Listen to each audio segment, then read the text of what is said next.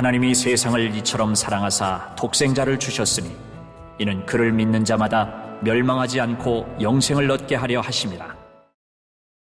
사랑의 하나님, 우리를 멸망치 않게 하시려고 영생 얻게 하시려고 예수님을 보내주심 감사드립니다. 예수님 나심을 기뻐하고 감사하며 영광을 하나님께 돌립니다. 하나님, 얼어붙은 땅이 코로나19로 아픔 많은 세상이 예수님 나신 소식으로 녹아지는 역사가 있게 하여 주옵소서.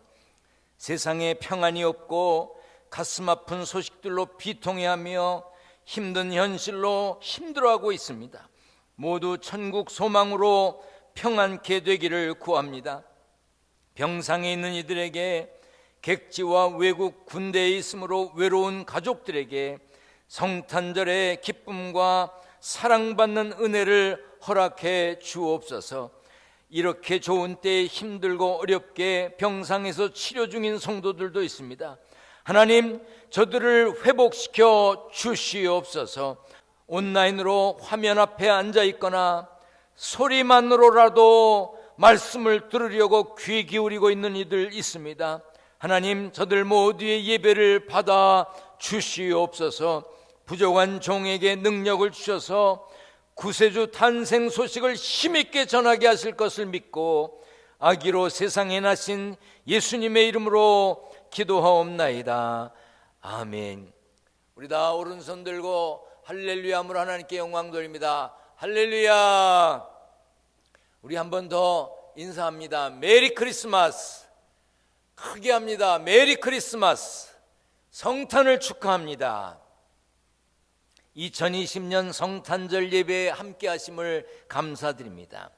오늘 성탄절이 기쁘고 행복한 날이 되시기를 축원합니다. 성탄, 예수님의 나심은 기독교 복음의 시작을 뜻합니다. 우리가 죄를 용서받고 멸망치 않고 영원히 살며 천국 백성이 된 것, 구원받은 것만으로도 기뻐해야 하는 날이 크리스마스입니다. 하나님께서 우리를 사랑하셨기 때문에 예수님이 세상에 사람의 몸으로 오신 겁니다. 누구든지 아기로 세상에 오신 예수님을 영접하면 하나님의 자녀되고 구원받은 사람이 되기 때문에 메리 크리스마스, 행복한 성탄절, 기쁜 성탄절이라고 할 수 있는 것이고 해야 합니다. 그러나 크리스마스가 그저 단지 휴일일 뿐인 사람에게는 크리스마스의 의미가 없습니다. 그런 사람에게는 크리스마스의 감격과 기쁨이 없지요. 비록 크리스마스가 단지 휴일이라고 말하는 사람이 있더라도 크리스마스는 그런 사람들을 위해 있는 날이며 그런 사람에게도 기쁜 크리스마스가 필요합니다.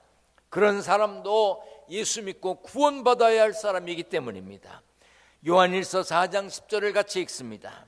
사랑은 여기 있으니 우리가 하나님을 사랑한 것이 아니요 하나님이 우리를 사랑하사 우리 죄를 속하기 위하여 화목제물로 그 아들을 보내셨음이라.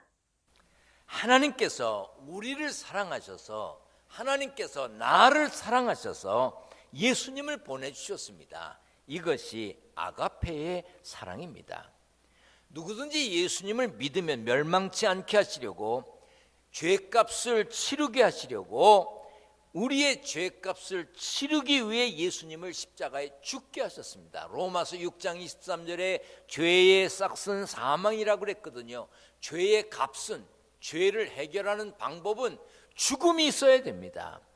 이 죽음을 위해서 예수님을 십자가에 죽게 하신 겁니다. 이 십자가의 사랑이 진정한 사랑이요, 완전한 사랑, 아가페의 사랑입니다. 우리에게 하나님의 사랑을 받을 만한 이유가 있어서가 아닙니다. 그럼에도 불구하고 우리가 하나님의 사랑을 받을 만한 이유가 없음에도 불구하고 하나님께서는 우리를 사랑하셔서 예수님을 보내주신 겁니다. 그것이 성탄절입니다.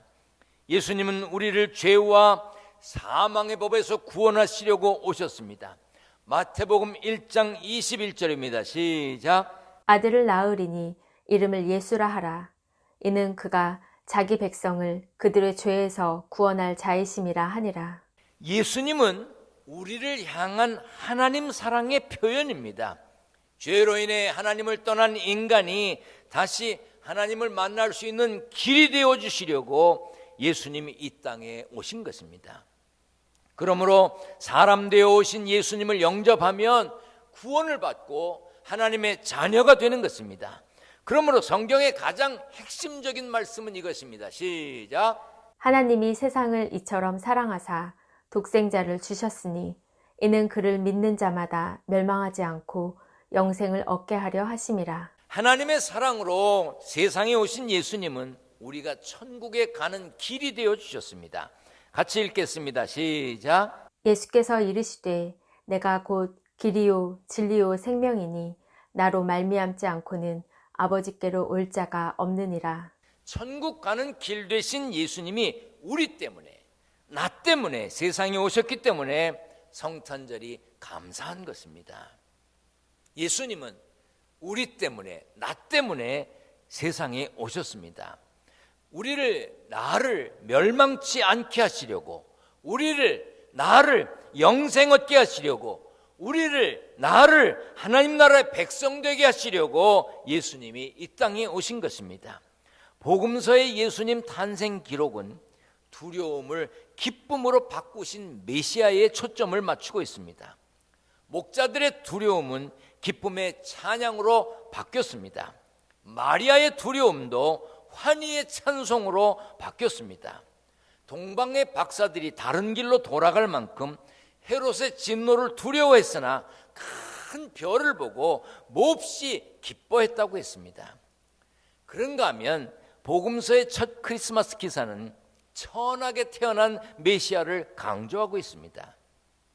그분의 출생지는 가장 작은 마을 베들레헴이었습니다. 분만실은 외양간입니다. 침대는 구유입니다.